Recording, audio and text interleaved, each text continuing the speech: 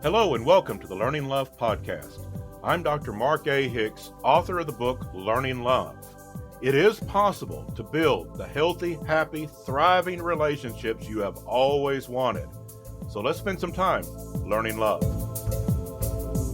Love is the answer. Now all we have to do is explore all the questions. And today, I have a very special episode of the Learning Love Podcast. Recently, I had the great pleasure of being interviewed by Ashley Green on her podcast, the Love Story Podcast. Great interview. Love Ashley's work. She has a great podcast, and I really enjoyed this interview. And so today I am airing it as part of the Learning Love Podcast. We have joined forces, the Love Story Podcast and the Learning Love Podcast, to bring you this information about building healthy, thriving, happy relationships in your life. So I hope you enjoy my time with Ashley Green on the Love Story Podcast. Welcome to the Love Story Podcast. I'm your host, Ashley Green, where we are capturing the magic of every love story.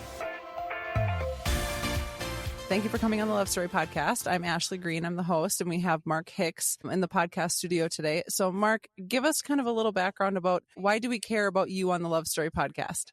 Well, I am the author of the book Learning Love, Building a Life That Matters, and Healthy Relationships That Last. It is from Morgan James Publishing, available wherever books are sold. And in that book, I teach the 5 components of love. And these 5 components, anyone can learn and practice these to build healthy, happy, thriving relationships in every area of life. This is in marriage and family, friendships, at work, loving what you do, loving your coworkers. Now, obviously, a marriage is a very different relationship than your coworkers, but the same principles, the same components that it takes to build a happy marriage, a happy family, go into building relationships with friends and community and work as well. The same components work everywhere. And so this is really how to build those healthy relationships. It makes love a learned skill set, that we're not just guessing. We're not having a million moving parts trying to figure out all the mysteries of love. This is a way to conceptualize what love is and how to practice it in a healthy way. So what background do you have? What are your qualifications for writing this book about love? I have a master's degree in mental health counseling. I've been a professional counselor. I also have a background in spirituality and in theology. And in both of those areas, in counseling, almost everything we do is going to come back to relationships, whether it's a relationship with ourselves, a relationship with our family, whatever struggles we may be having in life, almost always comes down to relationships. In theology, it's the same thing. It's our relationship with ourselves, a relationship with other people, a relationship with God. But maybe the greatest aspect or the greatest reason that I wrote this book is because early in my life, I ended up in a toxic first marriage that was an absolute disaster. Still have the emotional scars to prove that one. Sure. And when I came through that experience, it was devastating, and it was very confusing because I came from a healthy family. I came from a good childhood. I'm the one that has the lucky story of having parents that loved each other and loved me and my sister and took good care of us. And I was protected and raised in a small town and all just the typical stuff. And so I didn't realize relationships could be so hard and so tragic. And so when I ended up divorced, I was asking all of those questions of, is love really real? Or is it just some fantasy that some people happen to stumble into? How old were you at this point? I was married in my early 20s. I stuck that out for a long time. I was married for 13 years. That was way too long. I shouldn't have done that, but I believed that divorce wasn't an option, and I was egotistical, and I thought, I will make this work. I will find a way to make this marriage work. 13 years later, I was praying for death, so I decided that's not going to work.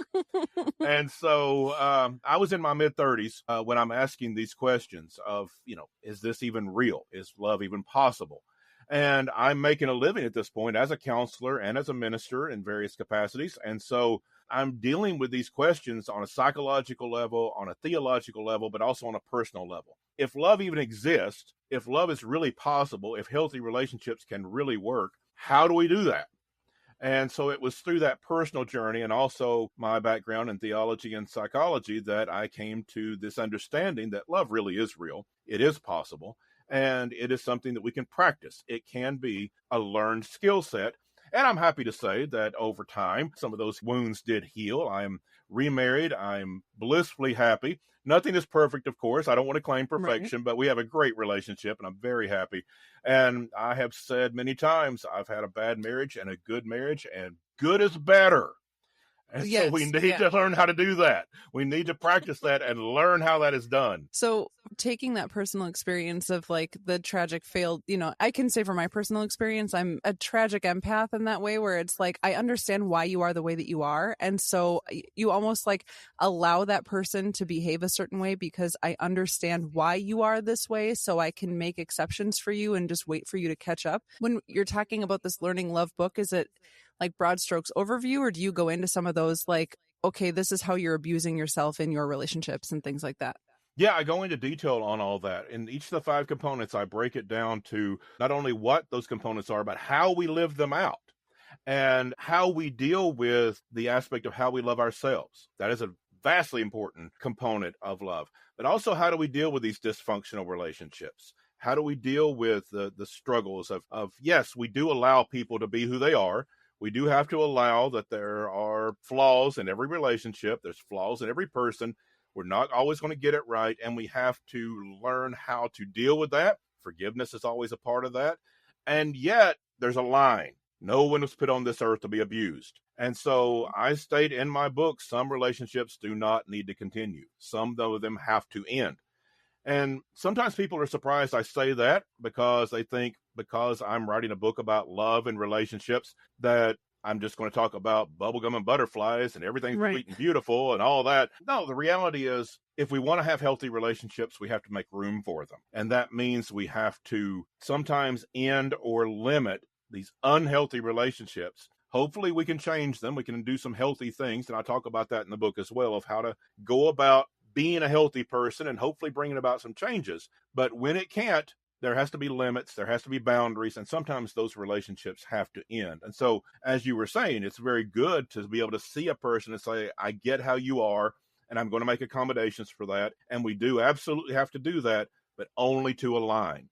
We never were meant to be an abused person. So what is there kind of like, if we're talking about what makes a healthy relationship, are there like certain universal components, or is it kind of something? Because I've also heard things too of, the statistic of the most dangerous person to your relationship is a best friend who's going through a divorce and things like that, where it's like, what are there things that are universal truths of like, this is okay, stop, you're just listening too much to the negativity and looking for negativity in your own life? Or is there something that it's like, if you're asking yourself these questions of like, is this relationship really good for me? What are the universal truths that we can all kind of take away? Yeah, I think that's the important part of understanding these 5 components of love that I teach in the book, that when we understand those, we can always come back to that we're not blown by the wind or influenced by a friend who's going through a tough time or what our family says, that we can come back to the components of love and always ask ourselves, what's working and what's not? If there is a problem in our relationship, which component is it with? Or maybe there's more than one. Most everyone, if they grew up particularly in a healthy family, which most people did not, but if you were lucky enough to, you probably learned 1 or 2 or 3 components of love just instinctively. But very few people have all 5. And that's why we get out into the world, even if we came from a healthy family like I did, and we get out into the world and we're still not equipped. We still don't know how to live these healthy relationships. And it's just because we're generally not taught in society. We're just taught, go out there, date, kind of wing it, see who you're compatible with, and then love at first sight. Love at first sight. The person who makes you feel Twitter-pated, and then there you go, lock it in, have kids, get married, and hate yourself 5 years later. Exactly. And what that comes down to is emotion. Emotion is one of the components I teach, that it is a component of love. We don't dismiss that. We do want that emotional contact, that emotional connection, the emotional highs that we get from our experiences, particularly at the beginning. We all know that, but even throughout a relationship, there can be these moments of just bliss, of an emotional bliss that we experience in good relationships. We want that. That's not something that we want to ignore, but that's only one of 5 components. And that's where we get into a problem, is when we think, and that's what we tend to teach in society, that it's all about emotion, it's all about connection, find that person you connect with. Well, that is one component. It's the second one I list in my book. The third component is practicality, and these balance each other. And we don't talk about that one as much. We don't make rom-com movies about the practical guy that makes good decisions. But that is how we live well together.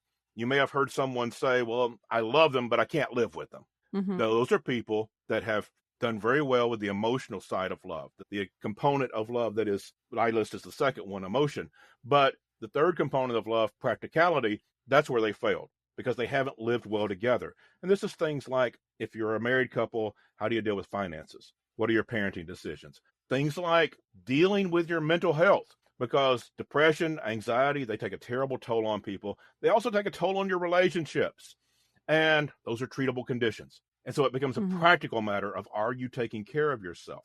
And on a practical level, sometimes you have to limit relationships, maybe with that friend that's going through that tough time and wants to destroy your marriage. It doesn't mean we end the friendship, but it means we have to set some boundaries that we're not going to listen to. Or maybe with in-laws or your parents, that you have to set some boundaries of, how do I protect my new family, my new nuclear family from my old one, from my now extended family. And those are all things we have to navigate. And when we understand those are practical matters, and they are just as important as the emotion, then we can balance those things. We begin to understand that it's not just about the emotional connection. It's about what decisions we make every day to make that relationship work over time, and those balance each other. If you lean too much more towards the practicality, though, and you're just checking off the list, all right, I got the parenting stuff done, we got dinner made, we did the homework, we got the yard mowed, we cleaned the house, we got everything checked off the list, then you're going to wake up and think, who is this person I live with? Yeah, we're roommates now. Yeah. And so we also have to hold to the emotion. It's not one or the other, it's both. And that's the kind of thing I do in the book. With all 5 components, you can always look and say, what's working, what's not, and find the how-tos of how to tweak that area or two that you may be lacking. Sure. So we have the emotional connection, we have the practicality. What are the kind of the other ones that you hit on? Yeah, the first component of love is grief. And that one surprises people because, again, we think it's all about what's the sweet and beautiful connection. And that is part of it, as I said, but no one gets through this life without scars. Sure. Everyone gets hurt along the way. And so when we fail to deal with that in a healthy way, we have a tendency to put up barriers. We have a tendency to put up emotional walls that keep people out. We keep people at arm's length. We don't want to be hurt. And it makes a lot of sense when we've been hurt, particularly in childhood, which a lot of people have through dysfunctional families. We put up these emotional walls trying to protect ourselves. What we actually do is build our own emotional prison. And we are not able to connect with people because we're afraid of getting hurt. When we know how to grieve, when we know how to go through that grief process, grief is a healer. Grief is the way that we have a comeback story. You're not going to avoid the hurts of life, but we need a comeback story. And knowing how to grieve allows us to do that. It allows us to get to a place where we can't change what happened, but we can still go on to a good life. I often say, and I write this in the book, that some things are so painful it leaves a hole in our heart, but you can live a really good life with a hole in your heart. Yeah. And once you learn that, then you can go through the pain of life, come back from that, and live that good life with a hole in your heart, just like someone might have to if they had a physical accident, if they lost an arm in an industrial accident. Life's never the same. The arm's not growing back, but you can really live a great life. It just takes some learning how. The same thing is true emotionally. We have that hole in our heart. We have emotional scars, but you can live a really good life. You just have to learn how. The grief process is how we do that. We come back from that. So what would you say to people then? Because as you're talking about that, you know, if you identify a person who, I mean, everybody knows the people who have the walls up that are so high and they're just impenetrable. And, you know, oh, if it hurts too much, I could never open myself up to love again. Okay. And like you're saying, okay, that's one way to do it, but you can live a good life, even all things considered. To the people, is there an opposite perspective of like, oh, you're too open, you have 0 walls? Like, is that a potential problem too? Absolutely it is. And that's where we come into practicality. That third component I mentioned earlier of boundaries, of knowing how to take care of yourself physically, mentally, emotionally, of not allowing yourself to be abused, of not allowing yourself to be taken advantage of. And so, yes, we have a way of protecting ourselves through boundaries, but that's different than building emotional walls. Boundaries is an aspect that says, it doesn't say I keep everyone out. That's those emotional walls. Boundary says everyone's welcome to live here with me as long as we're living together in this healthy realm. That sure. I'm going to live this way. This is how I'm going to live my life. I'm going to live my life in this healthy way.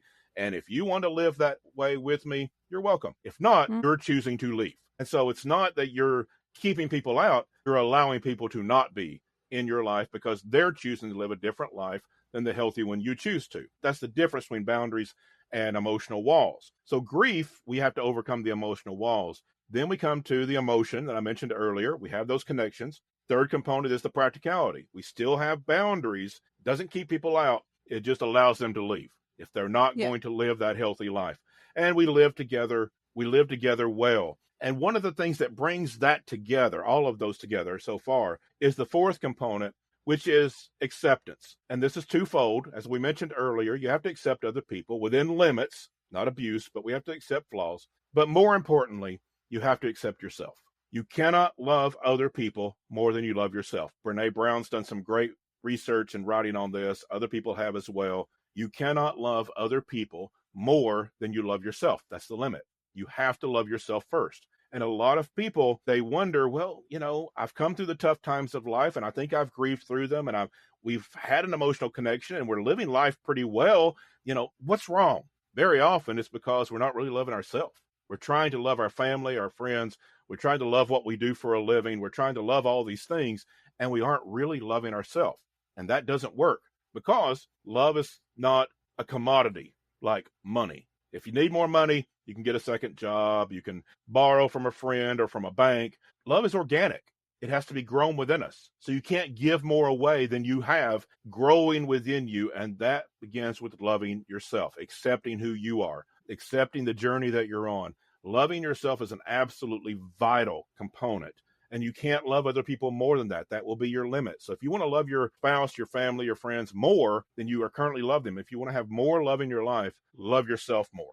And when we love ourselves, then it's easier to grieve because you deserve that comeback story. It's easier to connect emotionally, and it's easier to make good practical decisions because you're doing it from a place of loving yourself so you can love others. I like the way that you said that love is organic and you have to grow it. You can't just go acquire more of it. So then from that perspective, we all can kind of identify people in our lives that are like, oh, you maybe, I think there's a level of self-deprecating humor that can be funny, but then there's the people who are just like, I suck or whatever. Everything is awful. I'm not great at anything, blah, blah, blah. And like, right. in terms of a loving romantic relationship too, you can kind of see that where it's like, if I come to you and I say, hey, I have a problem with this, and your response is, well, yeah, I know, I totally suck. How would you remedy that in a way in another person when you hear them saying those things? Yeah, that's kind of a defense mechanism very often is you just kind of give up.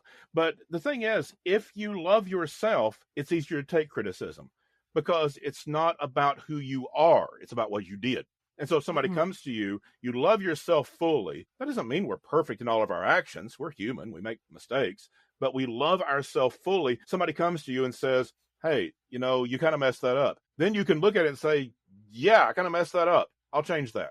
And it's not a deprecating thing. It doesn't mean you suck. It doesn't mean that you failed. It means that you're a human being that made a mistake and we can fix that. And so we don't have to be defensive. A lot of our defensiveness becomes because we don't feel good about ourselves.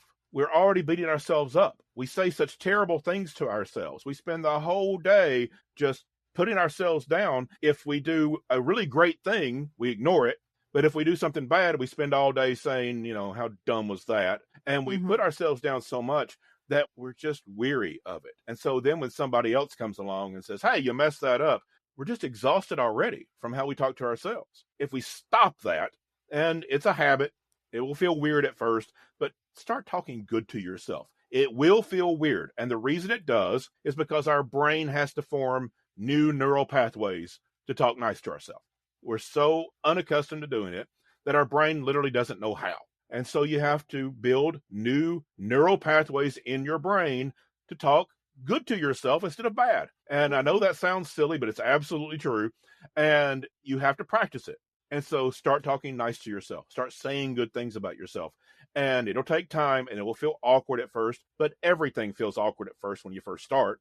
First time you picked up a basketball or the first time you tried to cook something in the kitchen, it always feels awkward the first time. So just practice. Talk well to yourself, be nice to yourself, and get into that habit. And when we do, then a lot of times that criticism, like I said, it's what we did. It's not who we are. And that's a big difference. Sure. A friend of mine, she does self-defense training, and she said that your body will not go where your brain hasn't already gone. Right. And so it's kind of in that same thing. If you have been telling yourself over and over again all the bad things, of course, that's the river that's most carved out, down in the ravine, whatever, that's where the water's going to flow. So for advice for someone who is maybe in a relationship with someone who isn't great in that acceptance stage and like understanding that, hey, we're all human, all of that, can you be a person who helps like kind of pull someone like, hey, let's, direct them in that healthier way? Can you start with the words of affirmation to kind of teach them? Absolutely. Encouragement means a lot. And some people get into habits they don't realize they are. If you say something and they say, yeah, I know I suck, you can call them on it and say, you know what, you really don't, and don't say that to yourself. That's not nice, but we just need to correct this action. It has nothing to do. You don't suck. You're a good person. And I care about you. I love you. But we just need to correct this one action. And if you start framing it that way, I think it helps other people kind of get into that mode eventually. It takes time because a lot of people have habits that they started as children that were passed down to them by their parents criticizing them. And so they've never had an opportunity to really form those neural pathways of how do I speak kindly to myself. And so it takes time, be patient, but yeah, encourage people. And when you hear them say nasty stuff about themselves, say, don't say that. That's no way to talk to yourself. And it's just not true. And so just kind of encouraging, but be patient. Don't push it and don't criticize their criticism. Be patient about it and just kind of let them recognize what they're doing. Because like I said, it's such a habit. Some people don't even realize it anymore. Sure. Yeah. And, it's all of the ways of just being kind to the people around you and guiding and showing them. You can't guide someone into kindness with an iron fist. So, yeah, that would make sense. Welcome to Green Thumb Etc., home of custom furniture upholstery, designer floral, and exclusive giftware. Do you need to find a gift for that crazy aunt that has everything? You'll find it at Green Thumb. Do you have grandma's old chair that nobody wants anymore, but you just don't have a heart to throw away? I can upholster it for you. Or do you need flowers for someone to say, I'm sorry, or to say, I love you? You can find that here too. Come on down to the corner of 7th and St. Germain in downtown St. Cloud, and you can shop to your weirdo heart's content. Find us online at greenthumbetcetera.com or Facebook or Instagram at greenthumbetcetera. At this point, you're already familiar with the way the Love Story podcast operates. However, there are some stories that can't be told on the Love Story that need to be told after dark. So we started Love Story After Dark, a podcast on Patreon. There's all sorts of bonus content that you can find on Patreon: audio, video, special swag, all kinds of stuff. So if you're looking at just wanting to get the audio of the Love Story After Dark, that's $5 a month. If you want to get audio and video, $10 a month. If you want to be a part of the sticker club and get exclusive sticker swag, that's $25 a month. And for $50 a month, you can get the elite bonus merch. However, you don't have to pay any money to just get exclusive clips from any of our After Dark episodes. Get yourself added to the email list so you can get notifications for when new content drops for the Love Story podcast After Dark. So then the fifth one, what would you say that one would be? The fifth one is passion. And this is really a passion for life. This is the wind in our sails. This is having a passion for your life, your family, what you do for a living, just enjoying life. And the way to enjoy life is to have fun. Fun is more important than people realize. We need to enjoy our life. Now, you're not going to enjoy everything. And we recognize that life is serious sometimes. That's why practicality is the third component of love. And we know life can be tragic. And that's why grief is the first component of love. We don't ignore that. But let's also not ignore the other side. We need to have fun. We need to enjoy our relationships. We need to enjoy what we do for a living. We need to enjoy our kids, our spouse, have fun doing the stuff of life. And when we make fun a priority, not just waiting for it to happen, not just hoping someday we'll have some fun, but make it a priority in your life, it makes a huge difference in your relationships. And there's a lot of people, again, they'll go through the components without even knowing what they are sometimes, but they'll think, I've come through those tough times. I've done well through that. I know we love each other. We have an emotional connection. We're making a lot of good decisions. We've got the house. We got the cars. We got the good jobs. Kids are fine. All the things are going well. And we even feel good about ourselves. So what's missing? Well, what's missing sometimes is because you've been told the way to be happy in life is to get your degree or get your education or whatever you do, get your job, get promoted, find that special someone, get married, have kids, buy the house. And we check that list off. And very often in your mid 30s or 40s, you get that whole checklist done and you think, is this it? Mm. Well, it is it. But what you missed was you forgot to have fun doing it. You just got it. You go into a checklist because somebody gave it to you, because society or parents or whatever gives us that list. And we check all that off and we think it's going to lead to something. No, it can be exciting to do all those things. That's great stuff. But we need to learn to have passion about doing it, to have fun doing it, and to enjoy doing it, and laugh every chance you get. Never miss an opportunity, because life is hard. So let's try to enjoy the parts that are. And again, that goes back to our brains, because our brains are wired up to protect us. And so it's always going to be on the lookout for stuff that's bad. It's going to be on the lookout for stuff that will hurt us physically, or things that will offend us or hurt us emotionally or anything like that. It has feelers out all the time, vision out all the time, looking for things that will hurt us, because it's there to protect us. That's the primary base goal of the brain, is to keep us alive and keep us from being hurt physically and emotionally. So we have to actually train our brains to see the fun, to see the enjoyment, to think about what is enjoyable about today. Our brains will be looking on what could hurt us. We have to train it to actually look for what's funny, what is enjoyable, what's fun today. And when we do that, it's going to affect every relationship we have, that we can actually go to work and look forward to getting there because we're going to have fun today. Everything's not going to go well all the time, but we're going to have as much fun as we can. We're going to go home and we're going to enjoy our families. We're going to enjoy the kids and our spouse, and enjoy having that nice house that we've worked so hard for. We actually enjoy those things because we have a passion for life, and that takes just as much paying attention and make that a priority as any of the others. So if you can grieve and come through the tough times to have that comeback story, in order to stay connected in that emotional connection, and you live life together well in a practical way, you love yourself so that you can love others, and you have a passion for life and you're having fun doing all of that, you can build healthy relationships in every area of life. Yeah. It's kind of almost that, like, living in the moment, staying in the moment, being present, and a little bit of, like, it's almost like you're making an intentional time to meditate on love. It's, the manifesting and all of those things that people say, the hot buzzwords of today, but you're laying it out in a way that's not just like, oh, just manifest love. Like, it's like, no, there's actually like a formula to it. And it makes sense when you break it down. And you can't ignore the hard stuff. You can't ignore the fact that, like, yep, you've been hurt before. And yes, like, everybody's parents are going to die someday and whatever. And so, prepare yourself to be emotionally stable through it. And that is part of manifestation, is what actions lead us into manifesting that life. And so this is a way to do that. It is love is all around us. We have people in our lives that love us, or we have potential of developing that. But it's a matter of having those components conceptualized so that we're not blocking that, so that we are coming through grief, so that we are living a practical way, so that we are looking for the places of fun so we can have passion in our life, and knowing what's going wrong. Again, as I said earlier, we may have 3 of these, 4 of these that we've come through pretty well. But if you're missing one, it's not going to destroy your life, but you're going to think something's missing. Well, now you can see what's missing. We can actually conceptualize it and say, this is the one I'm missing, and this is how I work on it. Well, and I think what I really like about the message too behind this is you're not saying that it's like the only way to having a fulfilled life is through a romantic relationship. You're saying these are all things that apply to everything.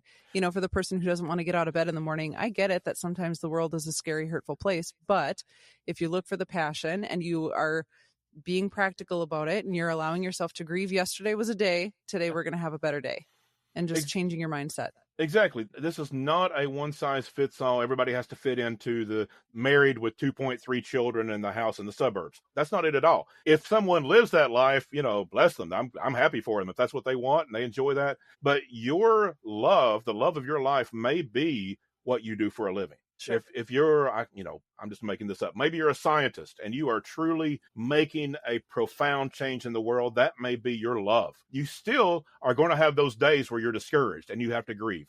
You still need that emotional connection with your job and what you do, and to feel that joy of it. You still have to be practical and get the job done. And every job's a grind sometimes.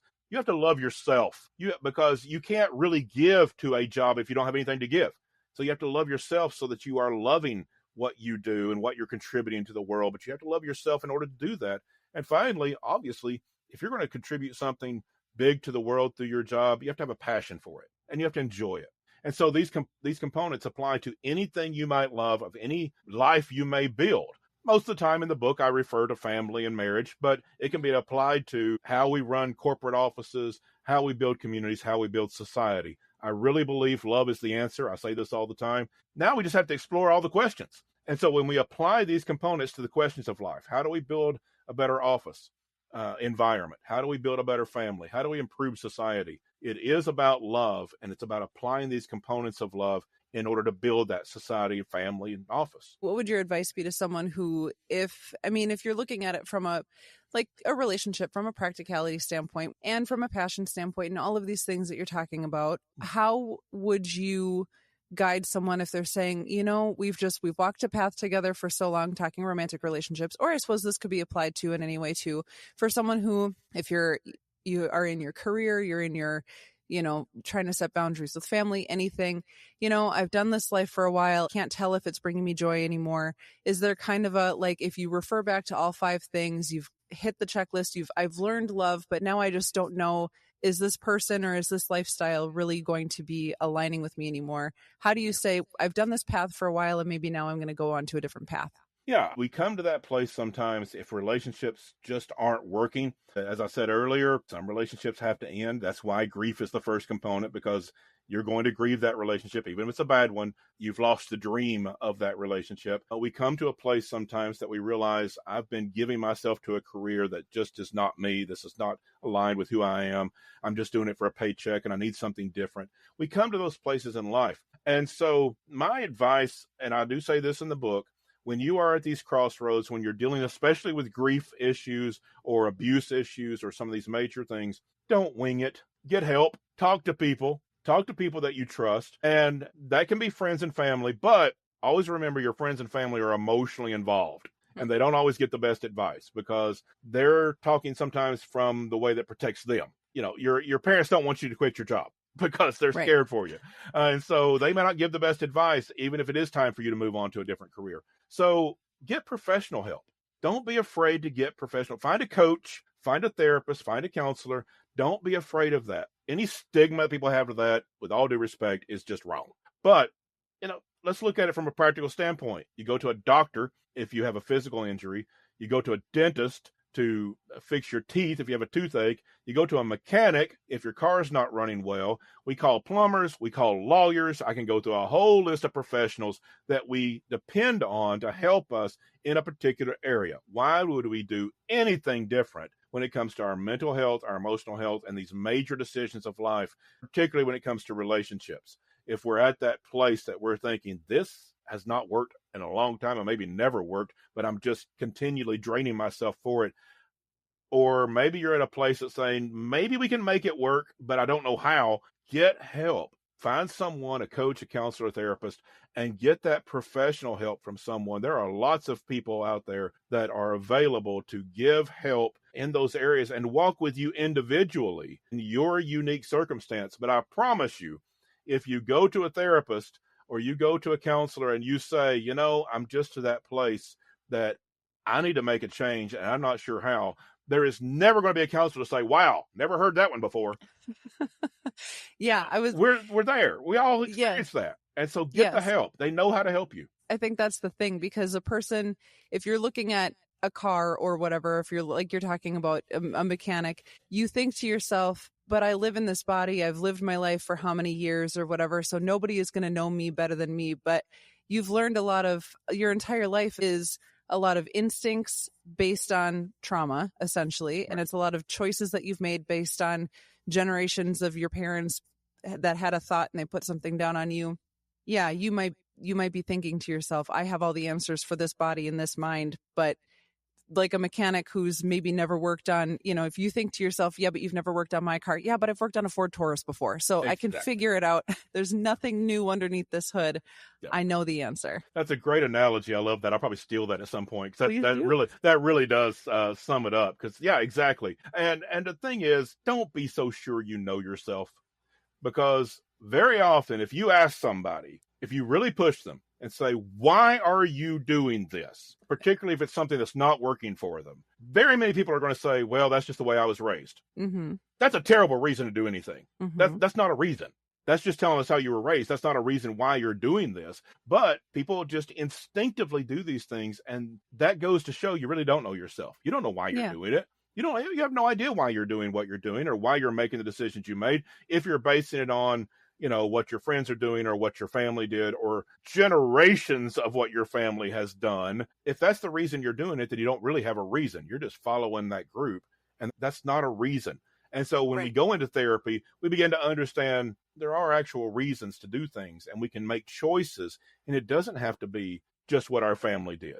That's a really bad reason. Always ask yourself, if you find yourself saying, well, that's just the way I was raised, well, were they right? Right. And that doesn't mean we don't love them. It doesn't mean they're not good people, but people are wrong sometimes. And so we have to make new decisions. Well, and I think learning to trust yourself too, as a person who, I know from my history growing up, I was kind of the emotional regulator, taking temperature of everybody in the room and making sure everybody's happy and all emotions run through me for cleansing and whatever. And then I've now as an adult had to ask myself the questions of it almost makes you, when you have that epiphany moment of wow, I don't know why I do the things that I do, or I don't know what I want. Then you start to second guess and question every thought you've ever had. I would say if you're doing it right, you should be questioning yourself every step of the way. And am I actually checking in with yourself? Do I want this? Am I happy with what I'm doing? And the more you ask yourself questions, the more you'll be able to eventually get the answers to it, because you're taking just that brief moment to sit and think with yourself. Why do I want this? And what do I actually want? Yeah. And this is why the components of love can be so valuable, because just in that scenario, we can ask the question, is that practical? Do we really think we can monitor everyone's emotion and keep everyone just on tap exactly as they need to be to make everything run smooth? Sometimes we may get that right, but it's really not practical to do that all the time. And secondly, how does that fit into loving ourselves? Because very often when it doesn't work, and it can't work all the time, then are we a failure? Do we feel bad about ourselves then? Most people would say, yeah, I kind of do. And that goes back to, then you're not loving yourself. You're having a conditional love of yourself. If I make everyone happy, then I can love myself. That's never going to work. When we start to look at what we're doing through the lens of these components, we can see already that there's two, very easy to see, that we're not being very practical, because that can't work, and we're not really loving ourselves, and so we can't really love others. That's not an act of love. That's an act of habit, and it's an act of survival, but it's not an act of love to try to monitor everyone and get everyone lined up just right. That's a survival mechanism in some families, but it's not an act of love for them or ourselves. Yeah. It doesn't hit on the boundaries and all of those things that you were talking about too. Exactly. Yeah. So what would you say now in our kind of modern day society? We've got reality shows, we've got all kinds of different things, different ways to consume love, and we have access to people, and we can creep on social media of all of our exes and things like that. What do you think are some of the more destructive things that are happening in our society in a way that is just kind of accepted as this kind of love, I would say love abuse, mental health abuse? And what would you say are some of the more dangerous love tropes? In 2023, the Surgeon General of the U.S.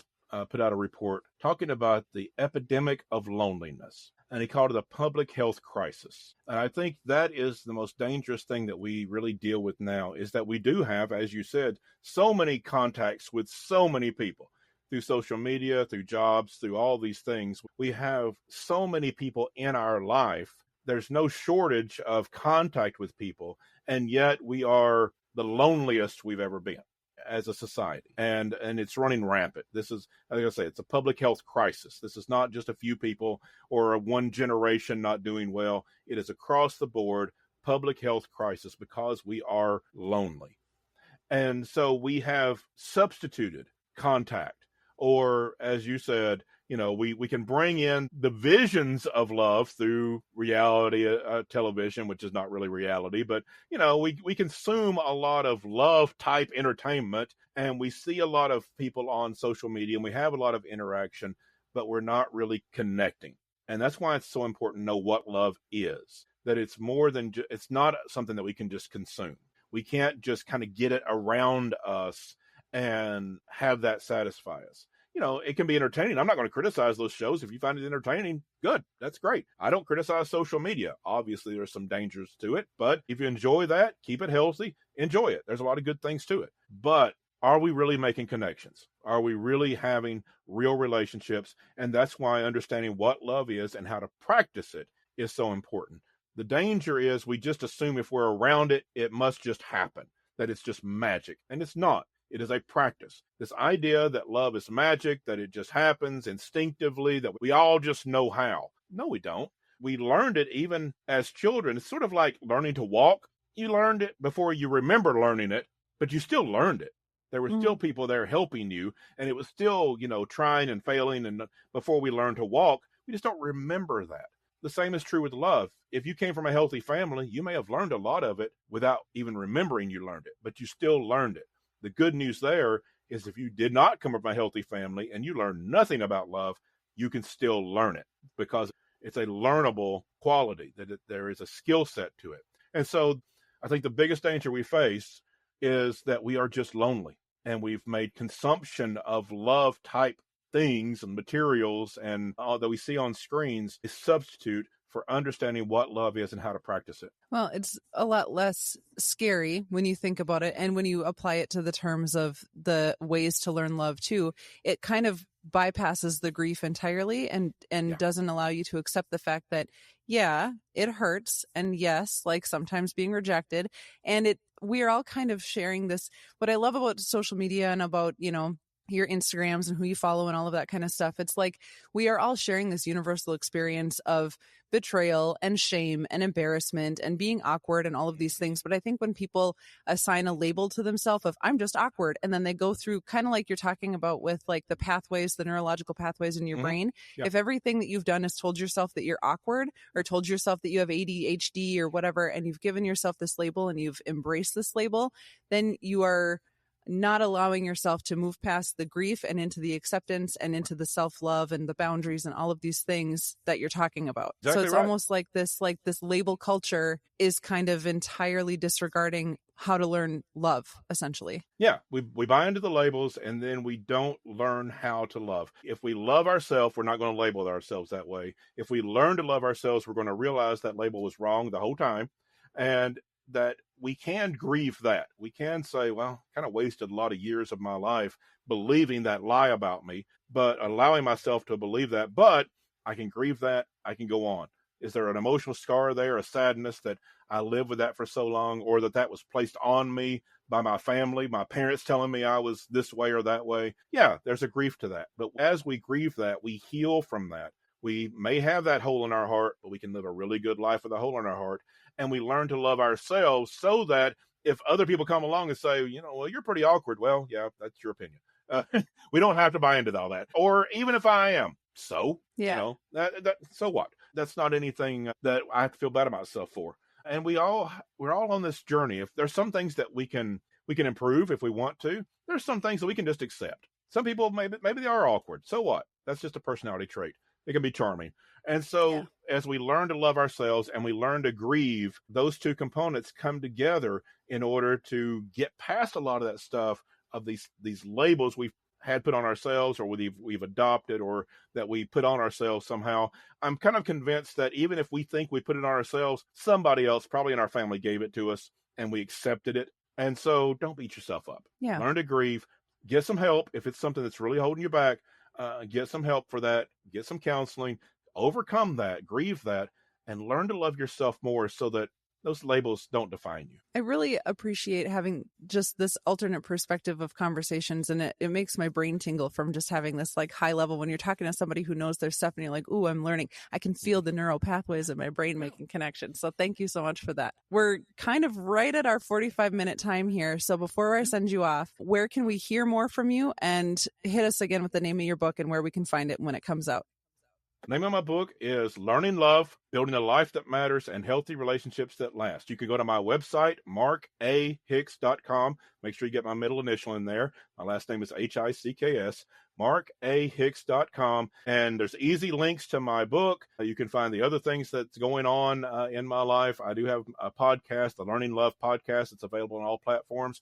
And there's a contact form there. So I'm available for workshops, for seminars, for public speaking, and for coaching. And so I'd love for folks, if I can be of service, get get with me on the website and let me know how I can help. Thank you so much. This is wonderful having you here. I am so excited to get your book and to go through and read it, and love to connect with you in the future. Thank you so much, Mark. Absolutely. My pleasure. Thank you for listening to the Love Story Podcast. You can subscribe to the show, and you can follow us at the Love Story Podcast on Instagram, Facebook, and YouTube. Do you think you have a love story for the ages? Do you think you have a love story that's like a meet cute? Or maybe you just have a regular old love story, but you guys have been together for so long that you don't even remember how you met? We would love to have you on the Love Story Podcast to tell your story. Every love story is unique. Every love story is special. And whether you think you've got a cool story, a funny story, or just a heartwarming story, or just a story of the everyday, regular old love, that's the kind of stuff we want to hear. Reach out at info@lovestoryweddingshow.com, and we will schedule a time to get you featured on the Love Couch. If you're not local, we have the capabilities of doing it digitally as well. So don't forget to reach out, info@lovestoryweddingshow.com, or head to the show notes.